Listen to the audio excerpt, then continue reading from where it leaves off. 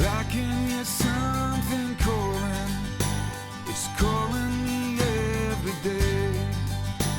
If taking a chance is a crime, then I've got hell to pay.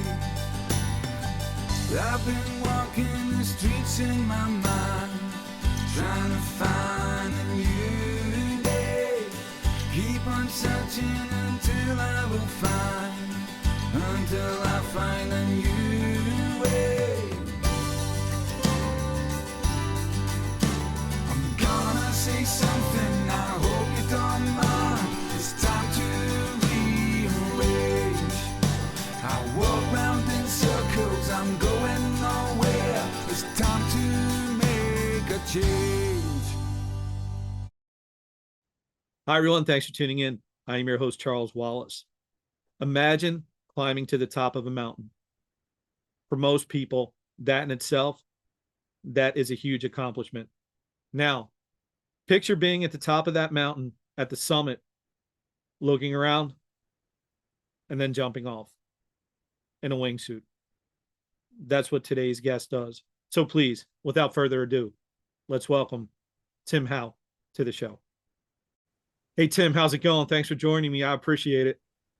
Thanks for having me, man. Yeah, all good. I've actually just come back from the States. So yeah, just got Awesome. back and straight into this. So thanks for having me. Where at in the States, Tim? Headed out to Phoenix, and then we drove up to Moab and then drove back down to Phoenix via Sedona. So some beautiful spots. Awesome, man. Well, listen, it's kind of been a little bit of us trying to connect. Well, more for I've been wanting to have you on for a few months, and I'm so happy that you finally had some time and we could catch up because I think for those of you that may not know who you are, see what you do, I think they're going to be as geeked up about it as I am. So thanks. And Appreciate it, man. so with that said, would you mind doing a brief introduction of yourself? Sure. I mean, I never really know how to describe or introduce myself. Um, I suppose I'm sort of a mountain athlete or an adventure athlete. But I spent 8 years in the military, and I left because I really wanted to pursue my own sort of projects and goals. So for the past 4 or 5 years, I've just been kind of setting up my own challenges, mainly doing first descents in remote parts of the world. So climbing up really remote mountains and trying to find ways of flying down them. All right, so I'll start there, man. What listen, for a while it was just climbing up steps for me was a big deal. So watching guys like you, man, do what you do, it's kind of amazing. What you mentioned the military, what inspired that whole transition from the infantry to I'll call it alpinism? And Hmm. how has your military background influenced your overall approach to adventure sports? Yeah, no, I actually wrote a little article about this because I think there's so many similarities um, between the military and sort of the extreme sports. Or I think a lot of that has to do with discipline and attention to detail. Um, and I've been jumping for 10 years now with more than 1,000 base jumps, and I've never had an injury. And I put everything down to decision making. Um, and making sure that those smallest things of doing a shoelace up or making sure a pocket's zipped up, that sort of stuff can make a difference. And you see that when people get injured or even worse, have a fatality, and it's the small checks and the small things that can lead to that sort of devastation. So and the career kind of change, I suppose.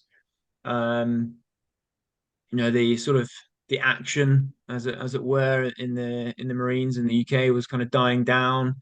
We were doing the same sort of rotation every year, and I was starting to get these opportunities outside of the Marines. And I just thought, now's the time to leave. I wanted to leave before I resented being in the Marines, so I left with fondness, and I look back and I think I had a really good 8 years. don't regret it, but I do also miss it. So yeah. Well, I like how you talk about the attention to detail, and I think that's just it's such a different level, that attention to detail, but it is the small things, but in what you do. And Mm, I'm going to do my best here to, before I answer this next question, ask this next question, I'm going to show a little clip in the podcast of what sure. this wingsuit jump is, so people have a better understanding. So now, reminder, make sure I put the video clip in here. Sure thing. And if I don't, I'm sure I'll get everybody, hey, you forgot the video, but I'll do my best. And I'm also going to do my best here, and please correct me if I say this wrong. My pronunciation of some words. So can you describe that experience, you're feeling during your first wingsuit flight Nice one. in Akinagua? Aconcagua. Yeah, yeah. Aconcagua. Close enough. That was Okay, good effort. not bad for me. I'm gonna have to show that to my wife and kids because they always make fun of how I pronounce words, but that was pretty good. So yeah, could I you mean, I think it's Aconcagua. That's what I hear other people saying. I might be wrong as well. It's probably got a local way of saying it, but yeah. I mean, it was one of the bigger accomplishments to date for me. I think that was because of the amount of effort it took. It took, I think, 6 or 7 days just to reach the actual exit point. Um, and it was one of the jumps with very few sort of resources to research it before I went there. So there are other jumps around the world that I opened that I was the first person to do, that I could find Google Street View, or pictures from tourists, or I could get a height of the terrain from mapping. But this was really it was way more of a gamble than any other jump. So when we finally got to the exit point, which was fortunately only 100 meters away from our camp, and I threw off a rock and I counted something like 11 seconds. So hundreds and hundreds of meters of sheer vertical wall. And I thought, this is it, easy, good to go. Perfect weather. I could see the landing. I've done all the calculations. I knew how far I was going to fly. And yeah, it was relatively calm, and yeah, it was a calm moment, I think. My wife was very close to me on the exit, and she said, only jump if you're 100% sure. And I was. It was all in the bag. It was good to go. So now I have to ask you, since you brought it up, um, how does your wife handle it? Like, because let's be honest, there's danger involved. I'd be Hmm. lying if I said there wasn't. How does your wife and how does the family dynamic play into you doing this kind of thing?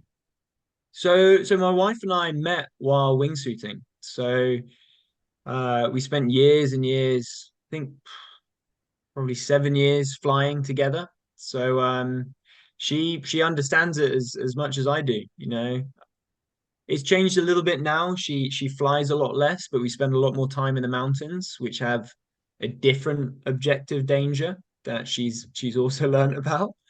But yeah, I mean it's I always say it's a relationship forged in by risk, you know. If if you're at home and you've got to argue about doing the dishes or something, that seems really unimportant and mundane when, at the weekend you're doing such risky business, it really does help strengthen our relationship, I think. That's actually fantastic. So great segue for the next question. And have do you ever question like your motivation during these adventures? And if you do have doubts, how do you Mm, overcome those? that's an awesome question.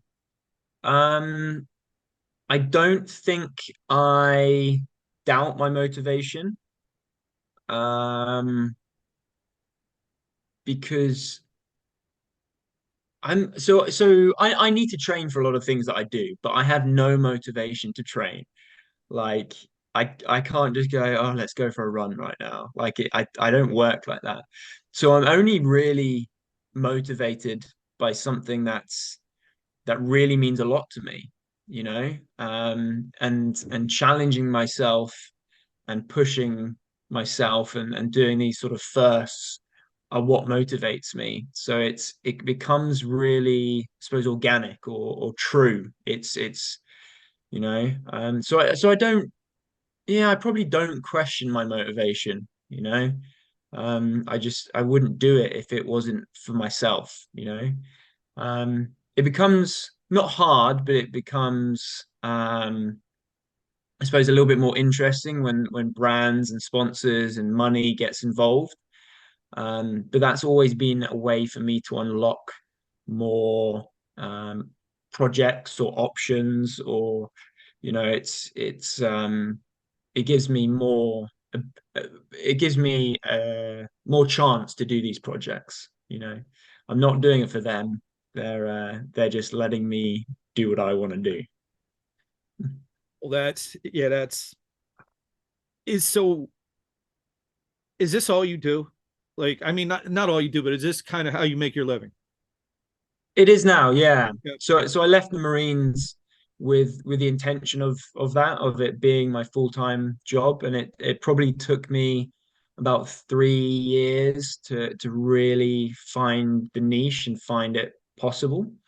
Um, and I got to hustle. Yeah, I've got to I've got to figure out ways. But between doing commercial talks or branded things or selling photos or running courses, there's definitely, I found a way to make a living from it.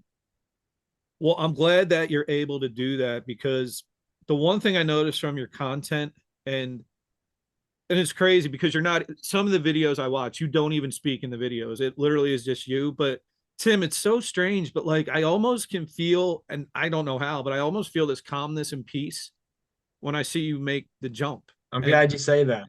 it really Cheers, does, though. Charles. It's kind of, and honestly, like I think it should make me like almost hyperventilate watching you do this, but it's just as calm about it. And I guess that's a tribute probably more to your overall preparation, because you're conveying a feeling of calm I and peace. appreciate that. Yeah, no, it's really cool.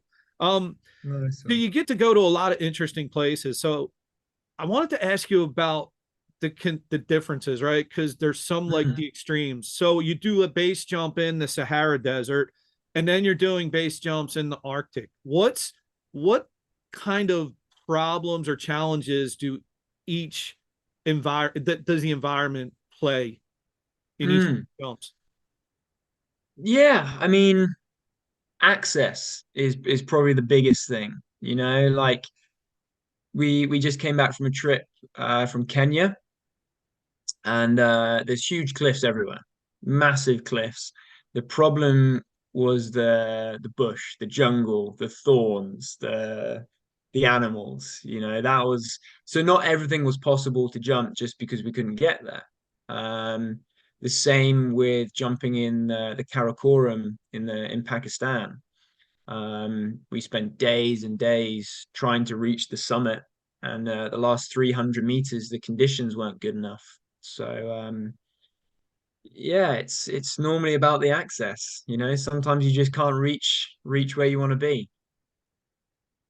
You talk a lot. You've mentioned it a few times now about, I'll call it the journey to get to the point where you're going to make the jump. Mm, Tim, is there almost as much or more involved in the overall process of for sure. getting there than the actual jump? 100%. Yeah, some people say, what's the point of that jump? It lasted 30 seconds and it took you 8 days to get there. But it's not just about the jump. The jump is the cherry on top.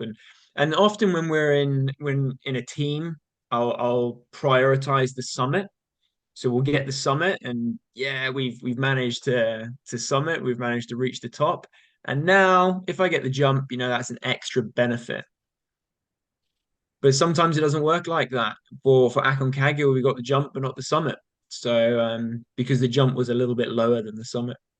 So it's yeah, the whole journey, and figuring it all out as well. Is the jump possible? Can I reach that landing area? How do I get my kit back? All those sort of logistical parts of it is all part of it. I love it all.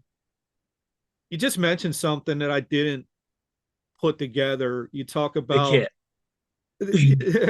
you talk about the when you do an overall a jump, I'll say, or Yeah.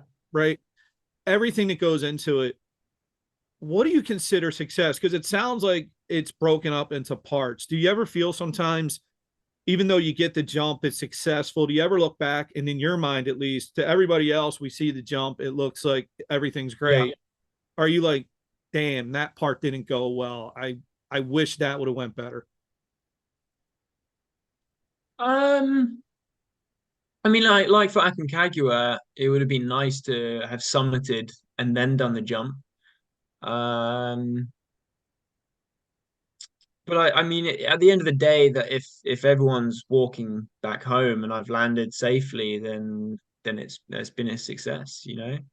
There might be a little bit of hardship along the way, but it's all part of it, and it's yeah, I'm down for that. So, when you do jump, Tim, and you're and we see you in the wingsuit, you jump, like what does go through your mind? Is it, are you able to enjoy it, or is it still these stresses of all these Yeah, little details that you have to make sure are going well to make sure it all works yeah. out? I mean, often people look at the video and they see my face and they think he's not enjoying that, but it is pure concentration in that moment, and it's when I land is when I'm absolutely static. That's when I've pulled it off. Everything's good, and that's when I'm really happy with what I've accomplished. But yeah, during the flight, it's just concentration, I think. So obviously it's a sport that I want to say it's mainstream, right? But it is an extreme sport. What are the Mm. challenges as far as, is there any specific kind of training you need to do for it? So it's a bit of a weird one. To get into wingsuit base jumping, you need to do a completely different sport, which is skydiving.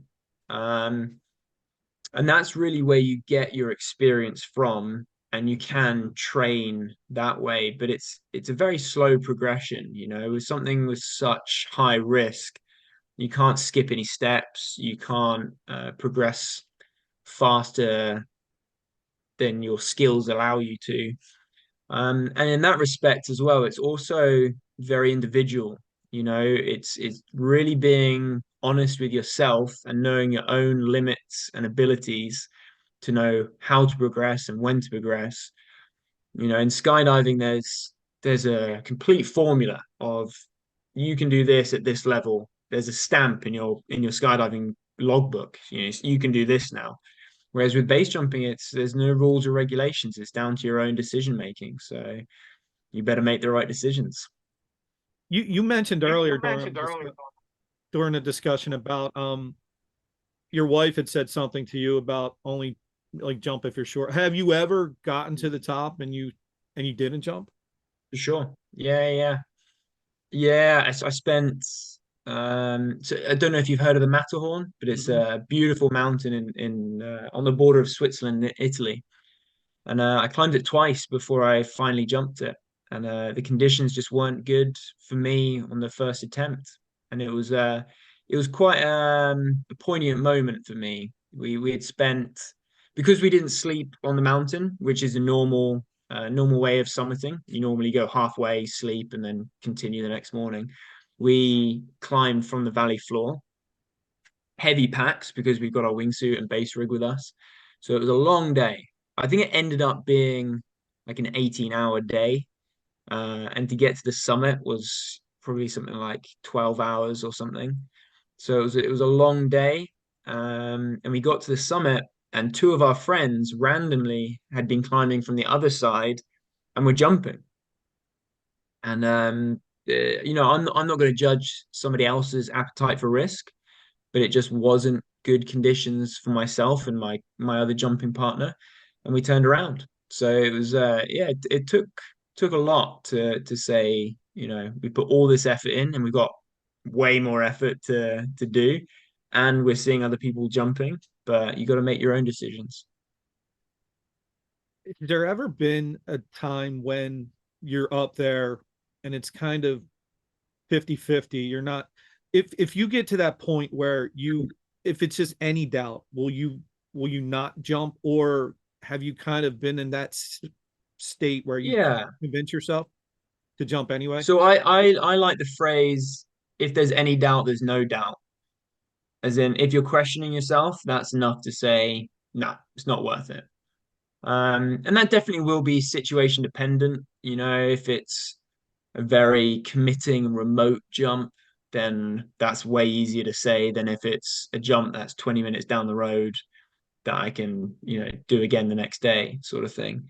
But yeah, I kind of I use that phrase a lot, and I use it in groups as well when there's a few of us jumping. And I say, no, we're all questioning it, so why are we doing it? So you experience a lot of unknowns, I think, in what you do. What How do you approach all the unknowns? What have you learned? What do you Yeah. learn from the unknown, and how do you use that as you move forward to, you know, other jumps or other expeditions? Yeah, it's an awesome question. So there's a great saying as well, knowledge dispels fear. So the more I know about the subject, the more experience I have, I can put all those stepping stones of experience to build a bigger project. So yeah, you're right. I deal with quite a few unknowns.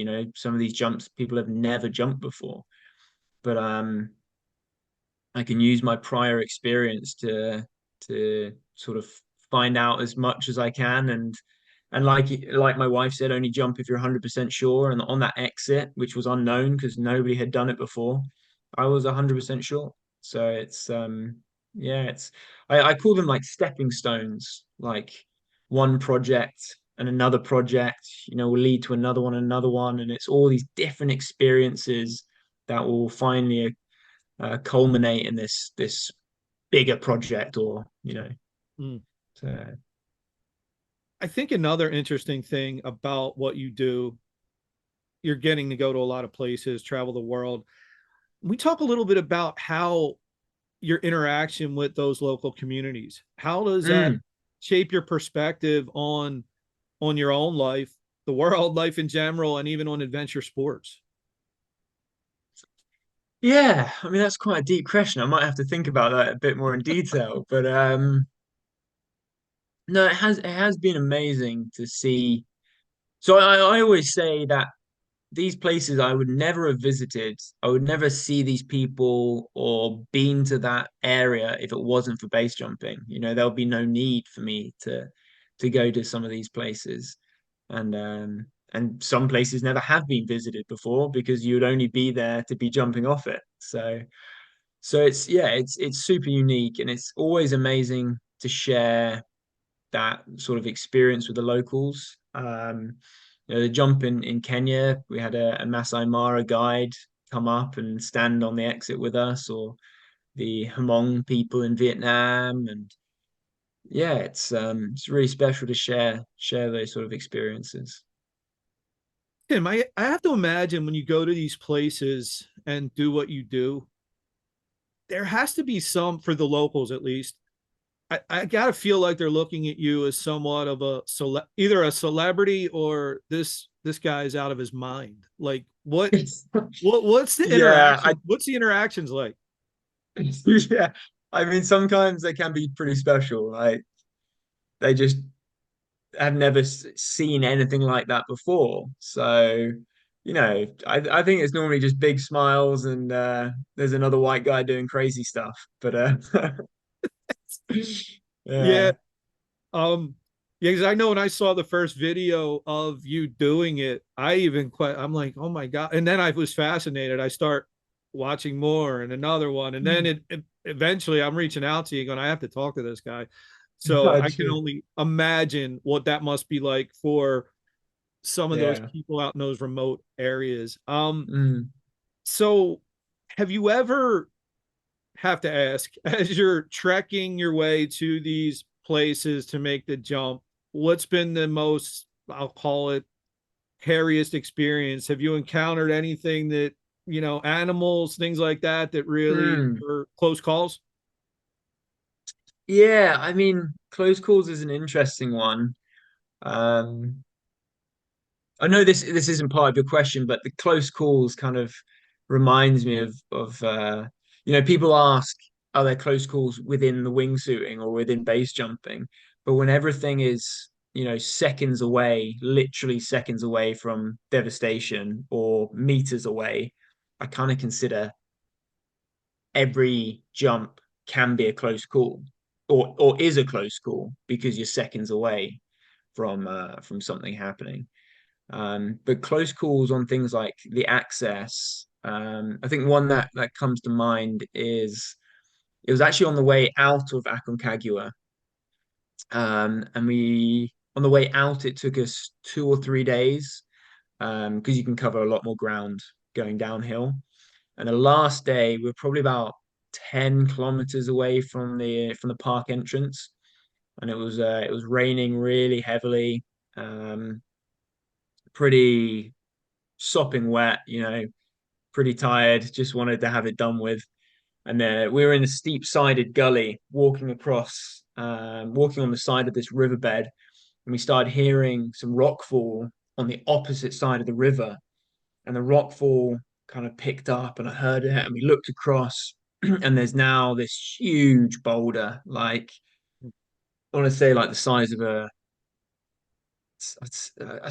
yeah, maybe a dinner table or a small car. It was huge, and it started rolling. And I thought, we got this massive river in between us. Don't worry, it will hit the river. It will stop. And it went in the river as we saw it rolling. We were running, but it hit the river. The splash was so big and so close, it covered us in water, and it bounced out of the river and landed on our side of the riverbank. Um, and that was something, we couldn't have foreseen or really mitigated. Like, like I say, everything in wingsuit base jumping or everything in base jumping is decision making. I can't think of a single accident that couldn't be avoided by decision making. There's no freak accidents really. Whereas in the mountains, I think there are a lot more dangers like that, that you can't really predict, rockfall and avalanches and animals and stuff like that. So it was, yeah, that was a pretty full on one. Yeah, that definitely sounds like it would have had my blood pressure sky high. Um, so Tim, I wanted to end with this. I know, so you're in the military. I feel like as you're in the military, I feel that in general, people in the military, it's a bit of a selfless type of act. And I feel like, and you mentioned it now, what you're doing, you do a lot of this for you.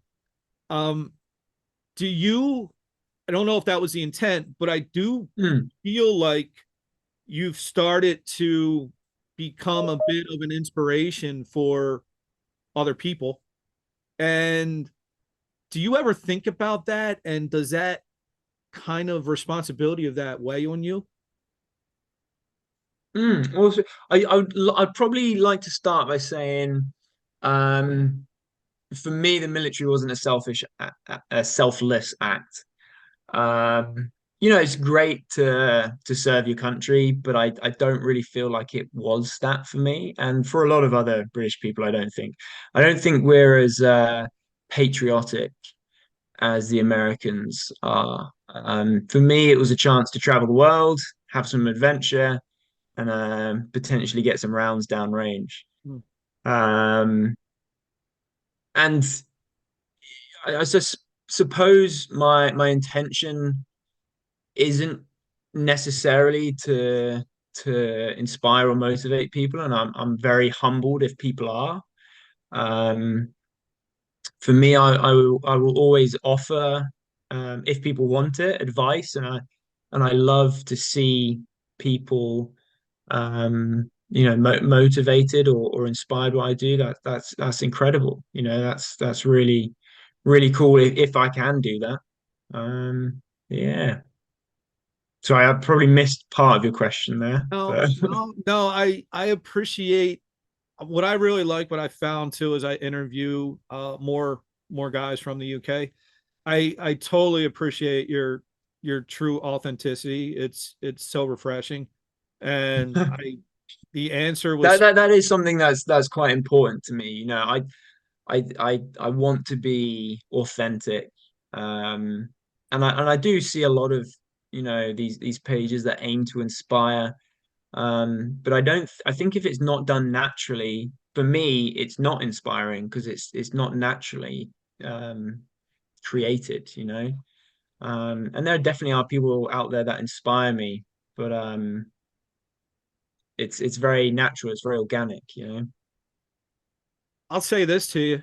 And again, this is coming from the 52-year-old who would never jump off a mountain. So take it for what it's worth. But I I think you trying not to inspire is working, and it's inspiring a lot of people. Thanks very much, So Charles. just keep doing what you're doing, man, and being safe and the attention to detail, because I would hope that, I would love to have you on here again, because this has been fascinating to me. So Appreciate it, man. I'd love to be on here again. yeah, anything you got going on outside of base jumping, or anything with base jumping that you'd like to plug here for people to keep an eye out for? Cheers, man. I mean, I'd just like to thank my sponsor, Youre. And if people want to check out my Instagram or Facebook, it's Tim Howell Adventure or Tim Howell North Base. So yeah. Well, I'm going to give you a plug here. Check out Tim's Instagram. The link will be in the show notes, and Cheers, you'll man. just go down a rabbit hole of watching. It's amazing. They're like probably 40-second clips that end up turning into 10 minutes for me of just watching them over and over, because I'm just in awe of it. So I think everybody else will, and it's beautiful scenery too. Guys, everybody, please check out Tim's Instagram. Well, Tim, I can't thank you enough, man. This has been a great experience for me. And I wish you, first off, safety and a lot of good fortune moving forward. You definitely Thanks very are much, man. earning it. So thanks. Thanks, buddy. All the best. Thanks very much for having me. Really enjoyed it. All right, everyone. Thanks for listening, watching. Take care. Bye. This has been the Bare Essentials. Thanks for listening, and remember, never hibernate on your goals.